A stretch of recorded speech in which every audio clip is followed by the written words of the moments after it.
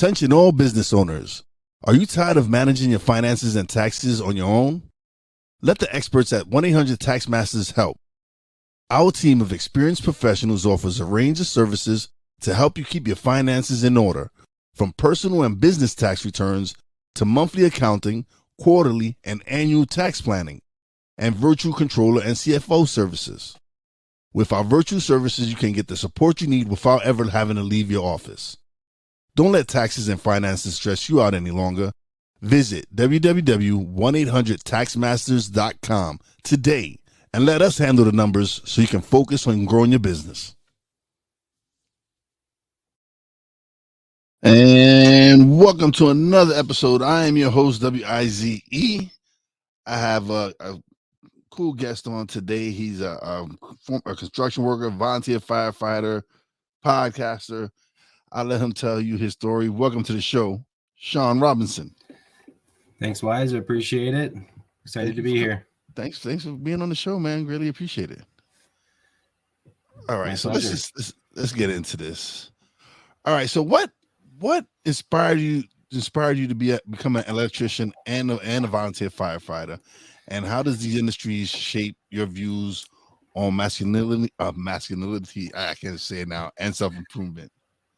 Well, so my dad was a volunteer firefighter growing up, so I had it around my life. And my two younger brothers, we grew up in that environment. We were, helping out with different training nights, pretending to be, victims and stuff while they carried us out of different things. So I kind of had eyes for it from quite a young age. And my dad's also a mechanic, so I knew I didn't want to be a mechanic, and I thought, what else hands-on could I do that kept me in the trades, and electrical was always interesting to me. So I kind of headed down that path, and I thought if I wanted to do full-time fire someday, the electrical sector would be a good place to get me there. So I guess where that ties into masculinity and kind of where my upbringing was, it's there's a lot of pressure in those industries, amongst others, of course, but a lot of pressure to carry your life a certain way, to, do certain things on the weekends. And you have that story on Monday, and everybody's kind of, not everybody, but most people seem to be living along the same line. So where I found I was stuck, we'll call it, was maintaining that lifestyle, maintaining, drinking every weekend, nights, partying, you're making overtime, you're spending more money than you should, and then the overtime goes away and you're left getting caught up. Like there's a whole range of topics around that sector. But my experience, 20 years plus between like each electrical and firefighting, it's very, very dominant masculine environment, and there's a lot more women getting involved, and that's great. But it's still very dominant masculine, and there's a very macho man mentality there. And a long time for me, it was, you just had to suck it up, right? It follows us everywhere, but you suck it up, you get it done. If you have any issues, mentally, physically, it's on you to fix it. Your support system, some places are better than others. It's not there like it probably should be. And I felt for so long that if I was going to fix anything, if I was going to not live the lifestyle or do something contrary, once I got over everybody, all the ribbing and that I might've gotten, it was like, it was a lot tougher to get away from that, and be different. So the pressure was, was pretty hard. So what have you done? Okay, so you answered a few of the second question I was going to ask you, but what were some of the examples of toxic masculinity within the construction business and firefighting? So I guess mentally, and it's getting better, right? And I think society is getting a lot better dealing with mental health, but you had to maintain this strong, tough person, physically, mentally there. And what that meant was, if you were dealing with something that that was affecting your performance or that was contrary to that, you were going to take a certain amount of abuse from the people around you. You couldn't keep up or you couldn't do something. So um, getting away from the group and deciding to not do that anymore, it was like, being bringing a lot more attention. So if I was deciding, and I guess where this comes in is, I had decided at the end of 2020 that I needed to make a few changes. I was 320 pounds. I wasn't happy with where I was at, feeling pretty down, and I had to fix it on my own. I felt I had to fix it on my own. I couldn't reach out for help. You have to maintain that tough person. You're not a tough guy. You're not, in that environment if you have to ask for help and if you can't fix it yourself. So I just decided I was gonna take a break from drinking. I wasn't gonna have any alcohol. I didn't know how I was gonna do it, but every time that I got into that work environment on either of those sectors, and I wasn't gonna do that, it was a whole new set of challenges. How was I going to hang out with and live with this lifestyle and not do probably one of the biggest leisure things that people do? Okay. You've written a book about your journey to sobriety and overcoming habitual drinking, right? Yeah. How has this journey impacted your views on being masculine and self-help? So in the beginning, when I was, not asking for help, I for some reason I got it in my brain that I couldn't listen to, talk radios and podcasts and self-help. And, not that there isn't people reading in construction, but I think a lot less people are reading, especially the self-help genre. So the commute that I have to work, 45 minutes or so, I started wanting to make better use of that time. I thought, if I'm going to do this, there's got to be something else I can do than listening to the same songs to make better use. So I started looking into it. Like I wanted to make this lifestyle change. I wanted to be different than I was before, and the only way to do that was to start doing different things.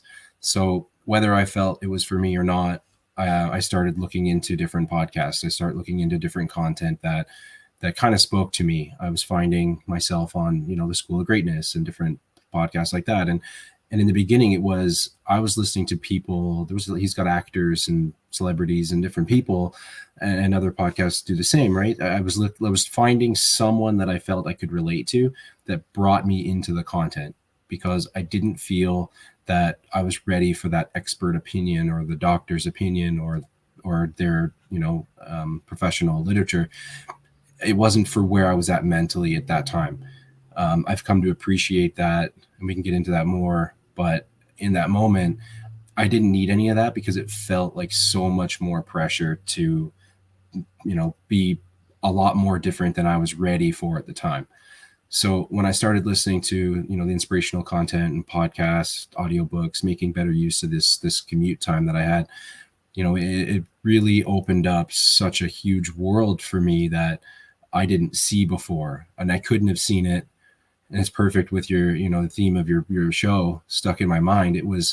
That's where I was at. I was so bought into this old identity that I carried that I couldn't listen to this stuff. I couldn't read this stuff because it showed a weakness that I felt I wasn't allowed to show. I wasn't allowed to be vulnerable because, these tough sectors that I was so used to being in didn't allow for that. We weren't talking about Stuck in My Mind podcast. We weren't talking about the kind of information and content that you're putting out there. And, it needs, part of me deciding to write this book was, and we can get into that, but it was showing that someone from my background and with that mental identity, we can do this, right? You don't have to stay in that world that you're used to. There's nobody keeping you there but yourself. And that's where I was at. And those, the two fields that we're talking about, are two of the most manly man fields you can think of: construction and firefighting. And when you think of that, of anybody who works those jobs, you think of them being tough guys. And tough guys aren't supposed to be showing emotions, showing vulnerability, showing that they're they're not perfect. They can make mistakes. They're not capable of doing everything. But of course, you're gonna in those industries, you're gonna have guys rib you and joke and clown you because, oh, you're a sissy, you're not a man, you're not strong enough. And that's crazy because that's how it's always been for men. It's Mhm. always been that we're not allowed to be vulnerable. We're not allowed to show our emotions. It's a sign of weakness, and it's the complete opposite. To be able to show that you're vulnerable and to show that you don't know the answer to everything, and that you are willing to ask for help. That's what makes you a strong individual. Absolutely. And unfortunately, and my parents, I had a decent upbringing, but there was definitely some trauma there. There was some things that I was a part of growing up, and it's nothing too bad, but it definitely affected me certain ways. So being tough and being, I'm the oldest of my two brothers, so there was an expectation for me to carry it probably a little bit more than them, because I was the next thing to a parent for a long time when my parents were at work or babysitting or whatever. So and then my dad having, like, being mechanic, and him having firefighting, and his father, I never knew him, but he passed quite young. So while my dad figured it out on his own, essentially, he only knew what he knew, so then I only knew what I knew through him. And the examples that are set for us aren't always the best example, right? We kind of have to use what we learn from our parents and from people around us, and then take that and develop from it, fix the things we can fix. And just being very toxic masculine, I had that upbringing that I had to be tough. You're a mechanic, you fix your car, Yeah, you're a firefighter. The firefighters don't show this emotion. You have to be tough all the time. And then I have 3 kids, and you start to get into that mindset where you've got to pay this forward to some degree. You want my kids to be tough. Two boys and a girl. Yeah, the boys are older, so you get to a point where the boys have to be tough. You have to do these things that men do, and then you start to realize, as I did. My daughter was born 2.5 years ago, as I kind of started this journey, and was part of the reason I wanted to be different. But you see the world so much differently when you allow that bit of change, when you realize I don't have to maintain the way that I'm used to, or the example that I had. I can be who I need to be in that moment. I can be who my kids need in that moment. I can be who I want to be, not who I think that I need to be. Right. absolutely, absolutely. So, how have you incorporated self help resources like books, podcasts, journaling into your daily routine, and what benefits have you experienced, and what kind of results? So when I started listening, and did so in such a small dose, and did so, with people that felt I could relate to, I didn't realize at the time, but I was doing one of the best forms of habit forming. Right, I was starting small, developing on it, and being consistent. I was doing all the things. I just didn't know that was the way I was supposed to be doing it. So it was very, very lucky for me the way I did it. So listening to these podcasts, I started branching out from the people I thought I could relate to. And then I started looking into some stuff that interested me. I was looking into forming new habits. I was looking for this lifestyle change. So, let's do some research on habits. So, a lot of the people that are on these shows, they've got some resources behind them that they're speaking from, whether it's their own experience or whether they've written something, read something, believed something. So as I started to appreciate more and more of the people that I was listening to, I started looking into more and more of their content.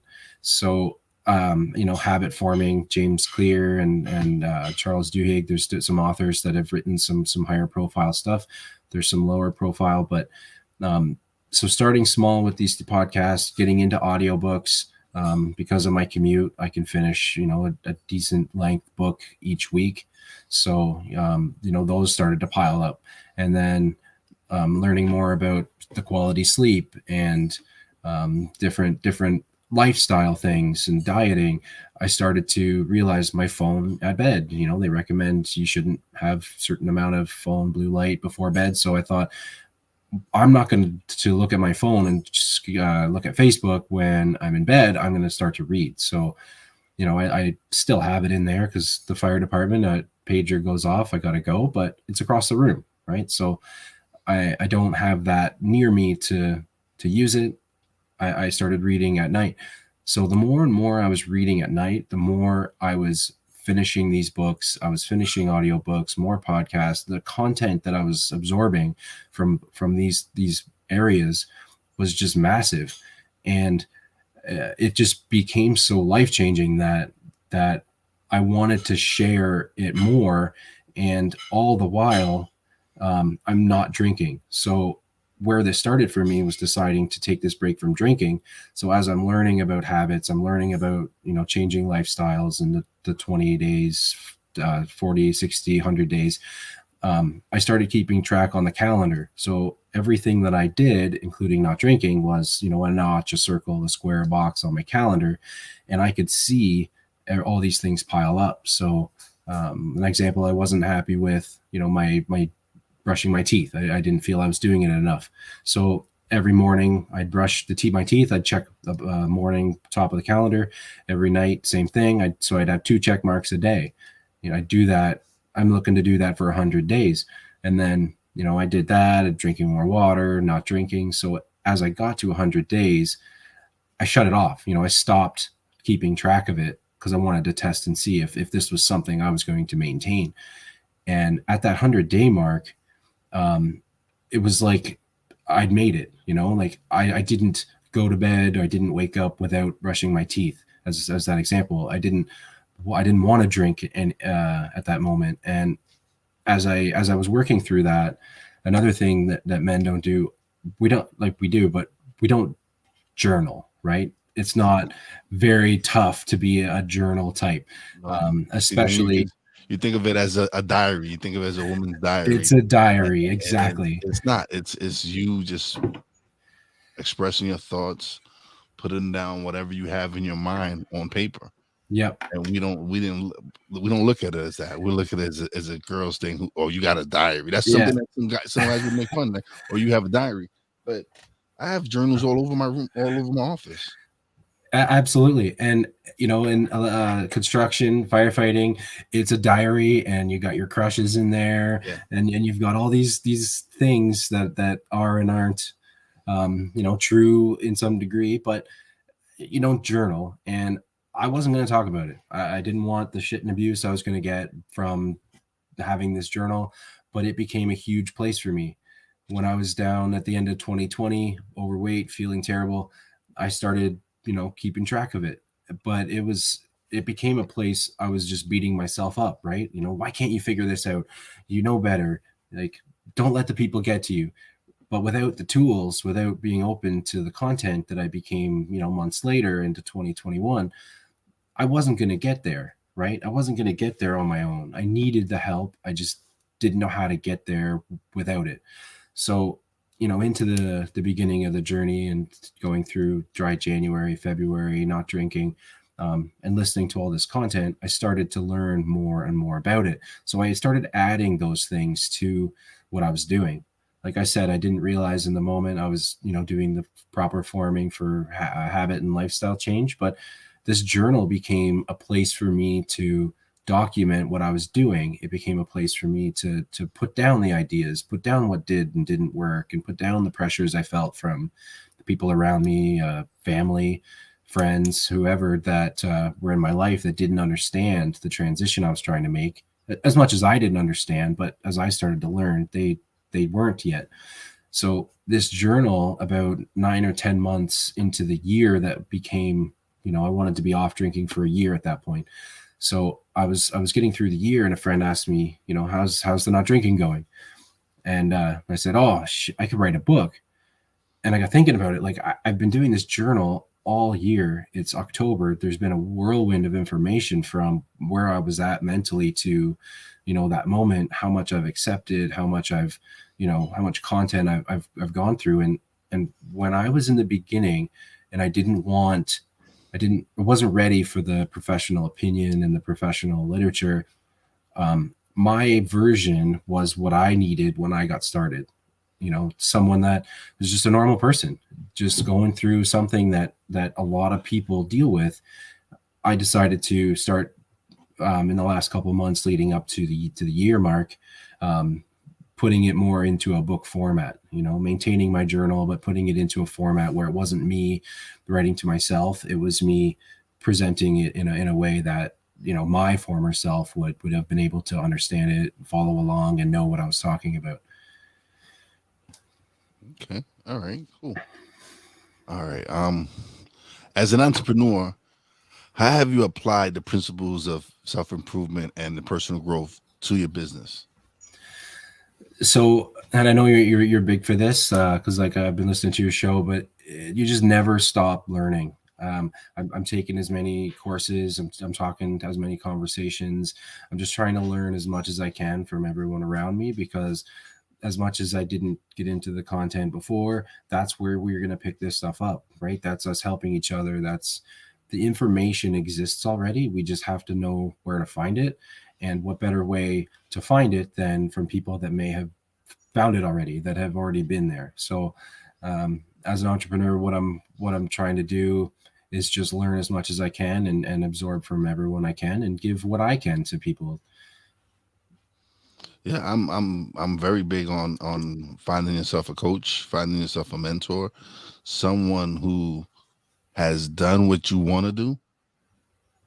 It's listen, some of the best in the world have coaches. Some of the best actors, basketball players, they have coaches. Mhm. So for us to think that we're above coaching, that's where we already fail. That's where a lot of people fail at, where they think, "Oh, I know everything." No, you don't. Yeah. There's things, especially in business. There's things you're not gonna know the answer to.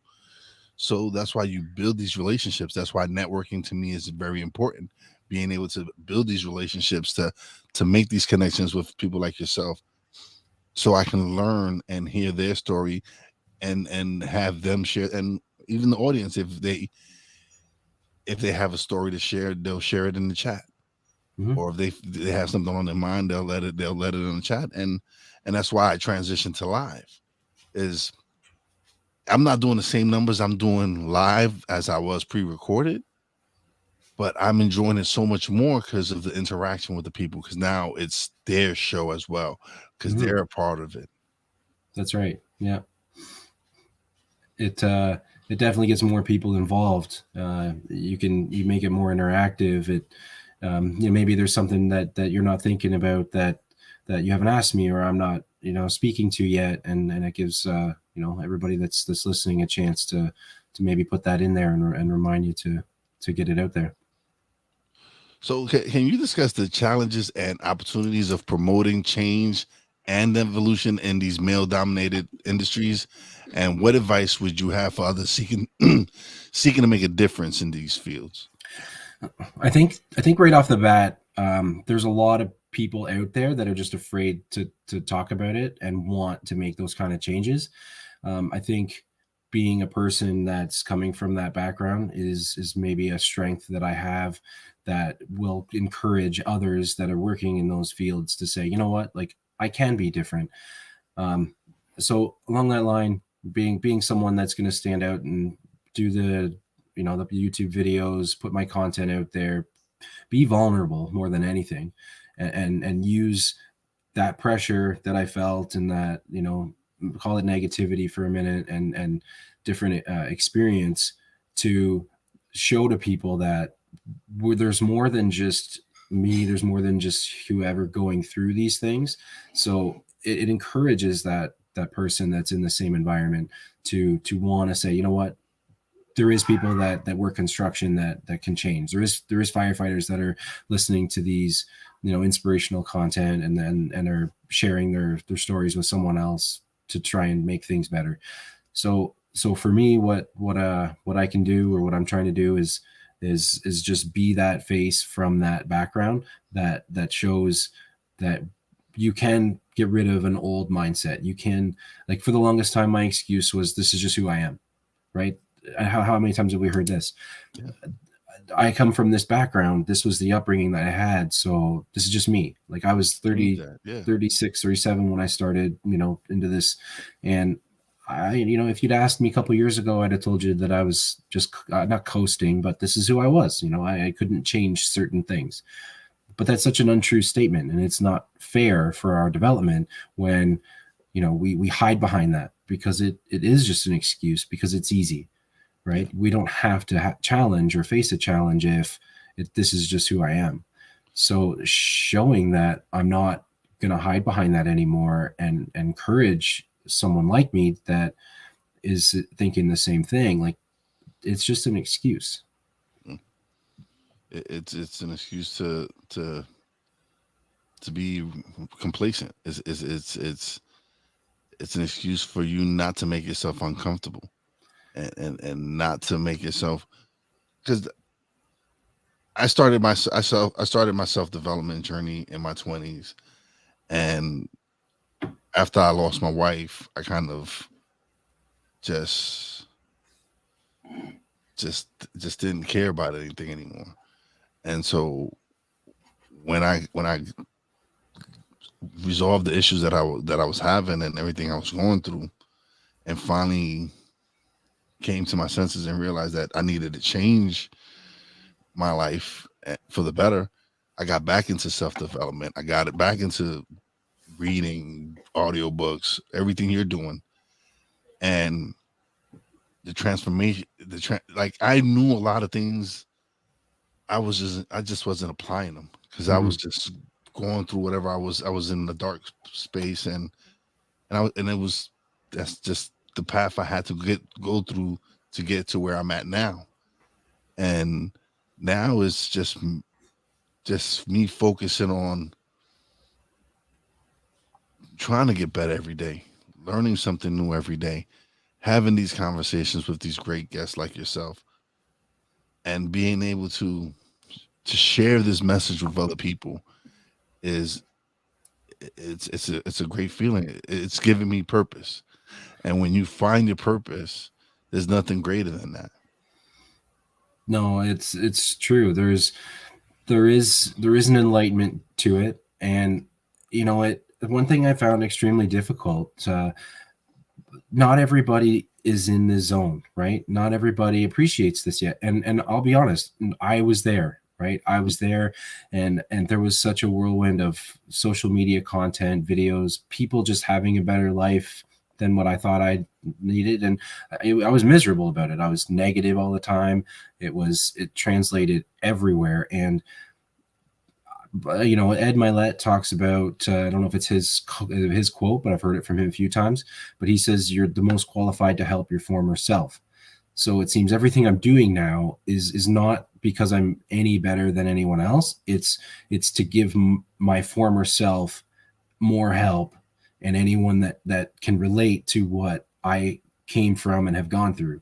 So, but that struggle with people, listening to the hour and a half or so of content every day, plus what I read and everything else, I want to talk about those things, right? And there's a certain amount of people that I've learned and met and have developed relationships with that are in that space, and that's great. But then I come back to other people, family, friends, whoever, that they're not there yet. So I have to talk gingerly, because I don't want to, you know, be in their face too much, because I didn't want that when I was there.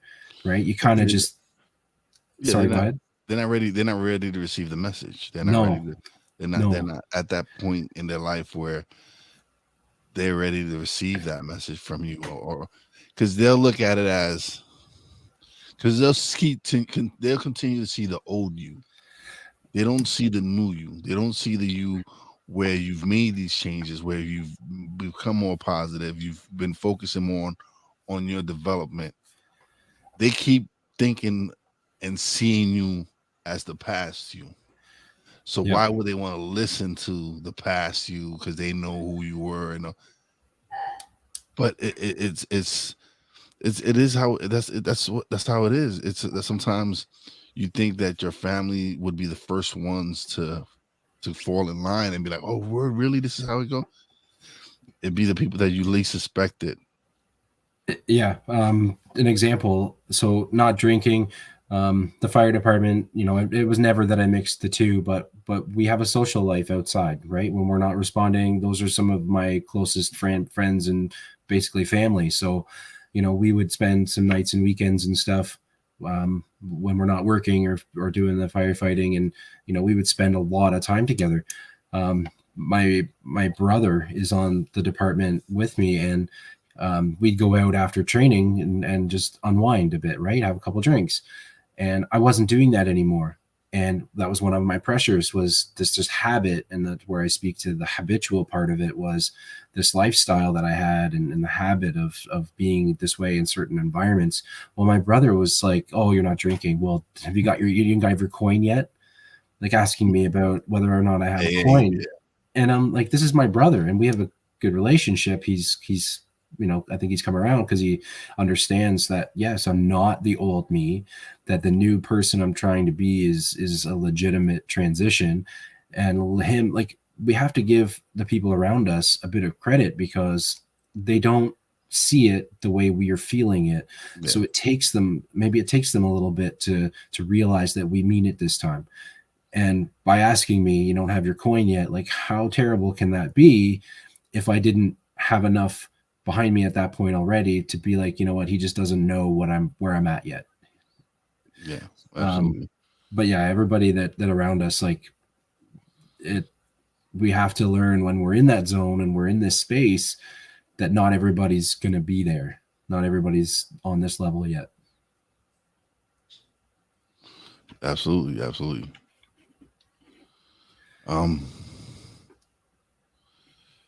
So we've discussed that how, but has it been if your your brothers in the fire department, have they come now to the point where they're supportive of more of what you're doing? They definitely have. There was, so one of my best friends, and this is in my book, but he was in my wedding. I work with him electrically, and we're on the fire department together. So, he's someone that I've shared a lot of the same experiences with in both sectors. So he was in my wedding. I was in his wedding. His wedding was just a year or two ago. And it was about 2 years ago. In the beginning of this journey for me, I didn't know where I was going. I didn't know how long I was not going to drink for. And I'm still not drinking. But in that moment, I didn't know how long I was going to go for. But we drank quite a bit at my wedding and over the years. So every function that we had, the Jack and Jills, the celebrations, the bachelor parties, everything, you better fucking drink at my wedding. Every function was, okay, well, you better drink at my wedding. And it just hung over me everywhere we went, because I didn't know what I was doing. I wasn't telling a lot of people about it, because I was still in that space that I didn't feel I could talk about it without getting, the hazing, ridicule. So it was, even to him, I was like, oh, yeah, probably fine. And I kept brushing it off, but it was huge for me in my mind. It was such an anxious topic for me. I had, like, was so nervous everywhere I went, because he was, like, not everywhere I went, but everywhere I went in that drinking environment when he was there, because there was a lot of pressure. And there was others on the fire department worked with that were, along the same. It was a lot of pressure to maintain the same lifestyle. And as this wedding approached, and I had figured out how, like, that I wasn't going to do it, there was moments where I had to talk about it and say, this is, I'm just not going to do this. I'm not going to not show up. I'm not going to not be there for you. I'm not going to, not have a good time. I'm just not going to drink. And it took a little more than a year before people started coming around, and they have, right? They get it now. And where I was so worried about what was in my cup or what I was holding in my hand as we stood around talking or hanging out, I was more worried about it than they were. But they didn't know how to handle me, because, like you said, it was we were so used to that old version of me that that I was, man, I was one of the, I didn't trust my friends. So I never went to bed early. I was always the last one up because, people get messed with when when you go to sleep first at a party or somewhere. So I was just always one of the last ones up, and it became a point where I just didn't care. I'm going to hang out, but I'm going to go to bed now, or I'm going to go home. Thanks guys. We'll see you tomorrow. Yeah. So how have you measured success in your personal and business life, and what motivates you to keep going? I think once I realized that all of this content, everything that we can do for ourselves, it translates everywhere we go. It translates in every relationship. It translates, to our kids, to our parents, to our coworkers. I've always been a motivated person, even in my, like, and call it the darkest moments. But using where I'm at and using the content and the things I'm learning, I can't stop listening to this content. I can't stop reading the books. It seems everything I listen to, I'm always writing down new books people recommend on these shows, different audiobooks, speak to and quote different other books, and I'm constantly just looking into it. I'm constantly reading and evolving, and everything translates everywhere else, like I said. So once I realized that the way we carry ourselves in this moment, to at work, to with my kids, it keeps me going, and honestly, it keeps me accountable. I'm not in a position to just run back and start the lifestyle that I left, but it is a common place for me mentally. And like any habit, it's easy for us to go back to where we're used to being. So by putting myself out there continuously and speaking and doing shows, and I've started some YouTube videos, and I'm evolving my content. It keeps me accountable, and it keeps me learning in a new way, right? And I'll be honest, not everybody, like we said, wants to listen to this stuff, but the people that do will look for it, right? The people that do want to see it are going to find it. They may not always engage with it, but the message will get out there. Absolutely. Man, Sean, this has been great. It's been my pleasure having you on the show. Now is the time of the show where you get the solo layout and you get to plug away and let everybody know where they can find you, everything. Okay. Well, I'm my website, seanrobinson.ca. I've got my book, the contents direct right from there, but it's through Amazon and Barnes and Noble, all the bookstores. They have it available. They don't think they all stock it, but it's there. It's called Going Dry: My Path to Overcoming Habitual Drinking. I'm on Facebook, Instagram, Going Dry, YouTube, Sean Robinson, Going Dry. I've got I think about a dozen short videos that I'm posting weekly on there. So check it out, engage, and I'd love to hear any feedback. I appreciate it all. Man, thank you for definitely being on the show. But don't leave just yet. I'm actually going to play a quick promo for my brother Poppy J's book out on Amazon as well. And I actually cut the promo myself and edited and the video and all that. So I'm proud of that. But let me run this promo and then I close out the show. But don't leave yet because we're going to chat a little bit off the air. Sounds good. Thanks for having me. Everyone has a story, but few have the power to change lives.